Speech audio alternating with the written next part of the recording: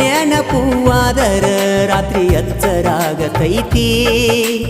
ಎದ್ದು ನೋಡಿದರ ಚಂದ್ರನೊಳಗ ನಿನ್ನ ಮಾರಿ ಕಾಣತೈತಿ ನಿನ್ನ ಸೃಷ್ಟಿ ಮಾಡ್ಯಾನ ಯಾವ ದೇವ ಹರಕಿ ಒತ್ತ ಹಡದಾಳೆನ ನಿಮ್ಮವ್ವ ನಿನ್ನ ಮಧುರವಾದ ಮಾತು ಕೇಳಲಾಕ ಇದು ಕಾದು ಕುಂತ ಜೀವ ಹಸಿರು ಬಳ್ಳಿ ಕೈಯಾಗ ಜುಮಿಕಿ ಚಂದ ಕಿವಿಯಾಗ